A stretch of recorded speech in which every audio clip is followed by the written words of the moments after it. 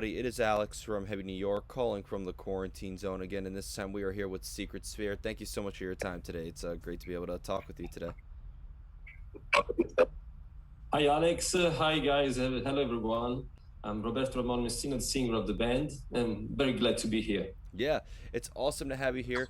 So we have Lifeblood coming out in March, your first album back with the band. How did the making of this album sort of come to be? How did Lifeblood sort of see the light of day? Yeah, it's the first album again after 8 years of break. But it's actually my sixth album with the band. Mhm. So I'm very glad to be back. And the moment I got back, we just focused on being just the same as we were before the split that happened in 2012.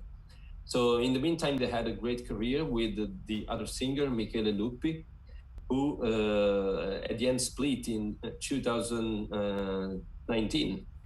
So as I was saying, when I came back to the band, the main goal for everyone was to create a friendly team and go back to those former albums we did together and use the alchemy just as friends and musicians to create something really personal at the same time using the skills they have developed during the period that they made with Michele Lupi.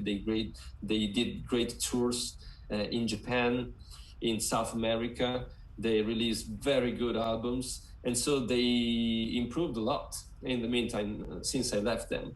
We are using their skills they developed in these years that we weren't together, and we are putting it together to the album in the previous years, and let's see what comes out. So this is like your David Lee Roth moment in a way, right? Kind of like when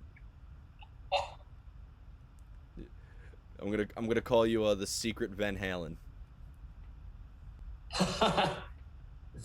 Yeah, yeah. Yeah. Do you feel that with the first singles that you released off of this album so far, that like they serve as like a clear representation of what all of Lifeblood is gonna sound like, or is that just like one little taste of it? I think it's a representation that gives the sense of metal impact that we can have, and also the melodic atmospheres that we have. But at the same time, I think that it's not the 100% representation of the album. We have different tracks. We have very various atmospheres going on in the album and in all the songs. I think that this is the main and most direct aspect of the album, but it's not that we're going to express in the album at all. Okay. Was there maybe like a preconceived idea of what you wanted Lifeblood to sound like? Was there like a goal that you went into the making of this album, or was there maybe a lot of improvising involved? You mean for the sound or for the composition aspect? Both. Okay. So, talking about the sound, we are using a recording studio that we really love. It's called Domination Studio, and it's the studio owned by the guitarist of the band from Rome, Italy. We love the way albums sound in that studio, and Aldo especially is really connected with Simone Muleroni, who is the guy owning the studio, and they can create very good stuff together. So first of all, we did part of the recordings there. In the aspect of the lyrics, I was able to perform in a different studio, but at the end, the sound that we take out of the album was mainly, I could say, directed by Aldo, who is in charge of the sound aspect. Also concerning the composition, he's the one making most of the tracks.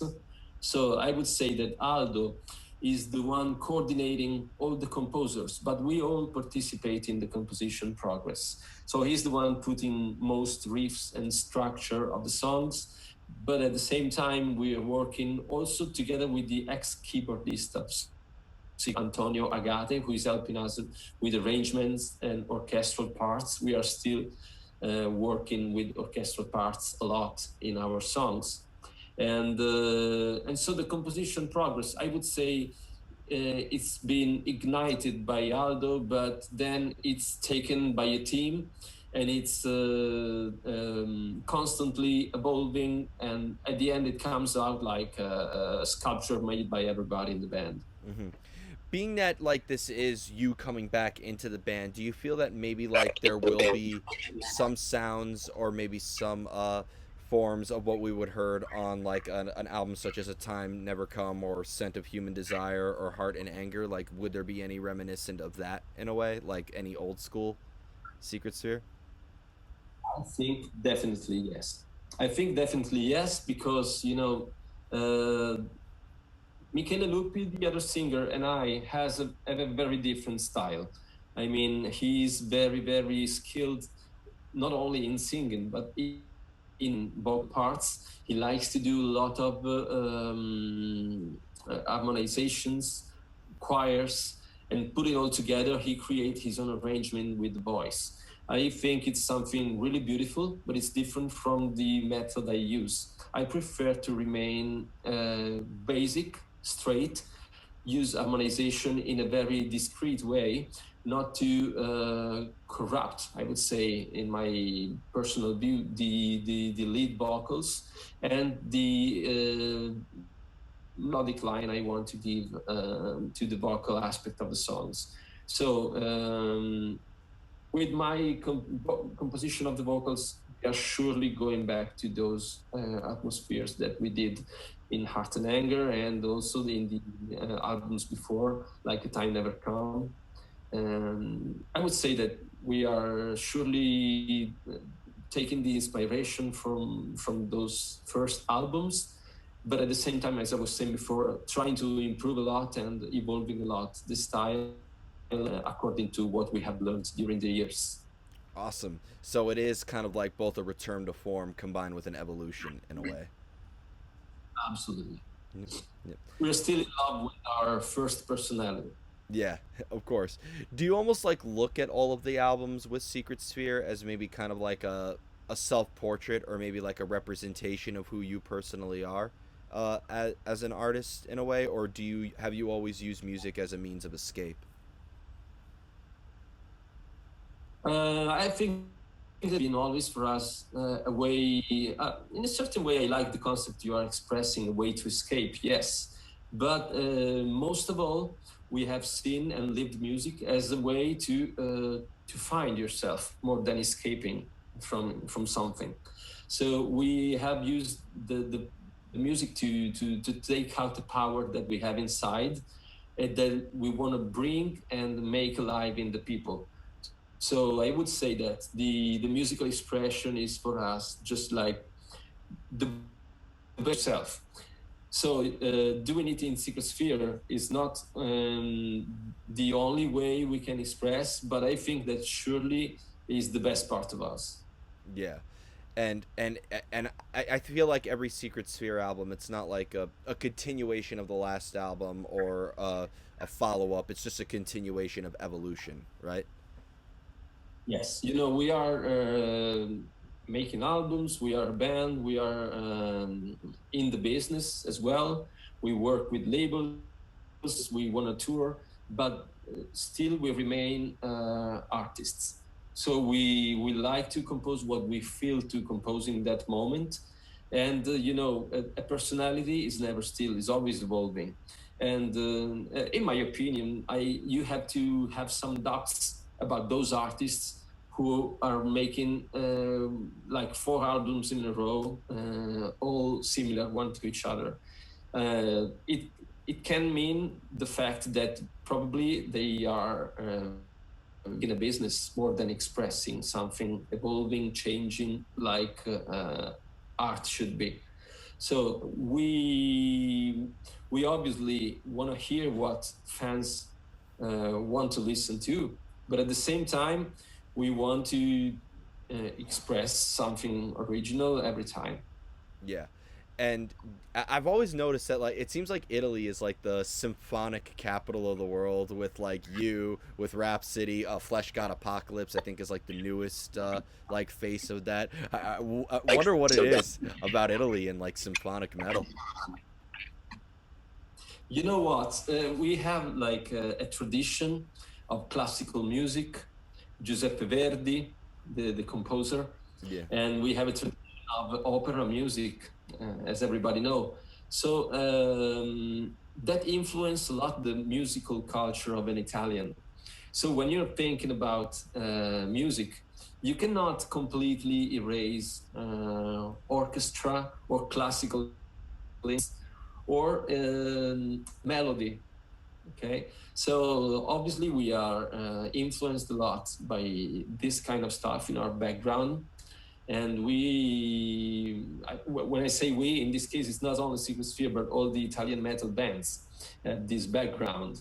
So I think that most of them will instinctively put in the songs this classical background. Absolutely. Yeah, there's a symphony in the blood. That's how I like to say it. Now, as a vocalist, has there ever been a time where maybe lyrics or a concept maybe like influenced the sound itself, or have you always needed the music before you started writing lyrics? Um, it can be either ways. Sometimes I start writing songs because I have an idea, a feeling, and I think that this idea can be really peculiar and very, very communicative. Okay, so my main purpose is to communicate, obviously. So when I think that something is good enough to communicate stuff because it's a good mean of communication or because it has a strong concept in it, I always take notes and put it on a potential lyric. And then when songs come, like Always sending me material, instrumental material, and I hear the songs, my brain immediately goes back to pick that specific lyric that met the atmosphere of the instrumental parts is centering. So in this case, my lyrics start first, and then I put it together with a song. The opposite way also works. Sometimes I have no idea what to say. Really, I want to write a song, but okay, so what should I talk about? And I listen to the music, and immediately words flows. So I start writing about some stuff, even not knowing where to go. So I start writing a verse that is speaking about nature or freedom. And then I suddenly realize that the chorus itself changes mood, boom. And then, yes, and it comes really, really natural. I like to express it in a very, very natural way because I think that still being natural is the most important thing to do in life.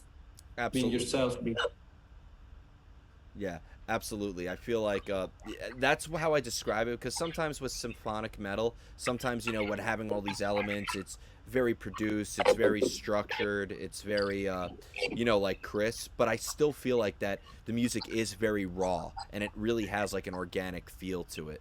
Like we were talking before we started the interview, but my personal favorite song on the album, Against All the Odds, like it really like hits hard. I feel like it has like it feels like I'm in a classic symphony, but it also feels like I'm listening to just a raw, dirty rock and roll album, you know?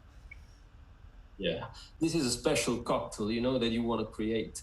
I mean, you can do a very sweet and only use orchestra and sweet melodies, or you maybe want to add some gin in it or some vodka in the middle and create something stronger. So every band, every artist has his special cocktail, and sometimes want to improvise and add an extra element. And one of the most effective mix that we can do in metal music is to mix it with the orchestra that is also is giving the same actually the orchestra is very overwhelming, is moving, is emotional. If you feel an orchestra live, I don't know if everyone listening has this opportunity to listen and to attend to an orchestra concert. Is really moving. As soon as you hear the strings starting the note, you have the impression to be like floating. It's incredible. So this is nothing different from what metal music want to read the listener emotions, and that's why they work very well together. Yeah, they've always said that classical music was just heavy metal before electricity. So yeah, Yeah. yeah. And do you actually have do you and Aldo, like, do you all have like a classical background as well? Like, did you study theory or classical music, and that's how like you led into combining this classical music with heavy metal? So Aldo is a self-taught guitarist. So I knew him since the sixth grade of school. And he was starting, if I remember well, like he was 15 or 16, so not even too much young. He started very lately the learning the guitar. So he started because he was like in love with Malmsteen and other guitarists, and he doesn't have a classical background. I mean, he started to discover guitar with metal music, but also loving those special artists connecting metal music with classical music. Then he had to study also classical music, but later in the years. So it's not the first background he has as a guitarist. Oh, And concerning, yeah, yeah, he started with metal. He's a metalhead. He will never change. He started like that, and he will remain until his last day. mm, And concerning me, you know, I wasn't even listening to metal until 17. Yes, I like Guns N' Roses, Aerosmith, but I was more like, you know, Aerosmith is rock, pop music. I was into that. Then a guy made me listen to Iron Maiden, the Clairvoyant song, I remember. I was in his car and I was hit by something like astonishing and new. So I fell into that, and for me also the same. I started to start to take singing classes by an opera singer when I was 21, and I studied classical music for years together with this opera singer. But not only classical music, especially the vocal technique. So we had the connection with classical music, but it was not our first start. which is normally the opposite. Most metal musicians who are in that symphonic round, they started off classically trained before moving on to heavy metal. So that's a very, very interesting story, and I'm actually very impressed because, like, I remember I was having a conversation with Tadia, who has like the whole classical background before joining Nightwish, and like, she presented Nightwish to like her classical composers, and they'd be like, what the hell is this? This isn't real, this isn't how it's done. So it's cool how you kind of broke the rules, then learn the rules only to break them again. Yeah, yeah. But let me tell you that also in Heart and Anger album, we we had the occasion to work with a real live orchestra. We made the recordings with a real orchestra, and in the middle of the orchestra, you could spot one or two like violin guy or like bass or like the even the percussionist. They were just metal heads, but they didn't know it. They looked like metal heads, but they were studying classical music. I'm sure that experience changed them, and they're listening to metal now. Yeah. Again, like I've showed like heavy metal music, especially like bands like Epica, or even you guys, like to like people who are very classically trained, and like they're very impressed by the technical elements of it. They could tell that like there's a lot of work and technical excellence that goes into it. Mm-hmm. Yeah, there's a lot of technique in classical music, but the fact that you are mixing it with metal and a rock attitude must give you the. I mean, it's just like a law you have to follow. You cannot only be technique. Otherwise, you're not gonna communicate anything. There has to be energy in it. There has to be uh, blood. That's Yeah, why we call it lifeblood. exactly, and that's the great meaning of this album. So before we go, I want to thank you so much for your time today. Really enjoyed this discussion. Is there just anything else that you would like to promote for Secret Sphere in terms of maybe like a live stream performance, or can you maybe be bringing Secret Sphere to the States when this pandemic is finally over? Haha. Let me tell you, first of all, the one thing that we want to do is to play live. So yes, absolutely. When this all will be over, I really, really, really count on the support of every fan. And remember not to make live music die. Otherwise, it's not live anymore. It's not live music. It's dead music. Yeah. Just go to the concert as soon as you can, because it's important not only for the musicians, but also for you. Because if we don't go to concerts, everything will be shut down and will remain just like a computer production. Everyone, I mean, will be able to produce albums and pretending to be a musician, because with computers you can do miracles. But then when you go to see a band live, so that's the real moment of truth when you see them playing. So the only thing that will keep us alive as bands is the live aspect. I mean, I like to sing in studio, to produce albums, to compose material. But when you go live and you meet the people and you look at them in the eyes while you're performing, that's the real moment. So that's the main goal I want to promote. Just go to concerts as soon as possible. Lifeblood will be out in March, so we're there now. I think you're gonna listen, and I hope you're gonna appreciate it. So that's all I want to share with you, but especially want to thank you, Alex, and Heavy New York for listening. And I hope I will be able not only to see you guys, but hug you as soon as we meet. Thank you, and we look forward to that. And not only that, but Mosh, we need to get in the pit again. Yeah. Okay. Yeah. But thank you so much. What? And I wish best luck to everyone for this really weird period, and hope to see you guys soon live. Definitely. Thank you. Everybody, Secrete Sphere, Lifeblood coming out in March. This is Alex from Heavy New York.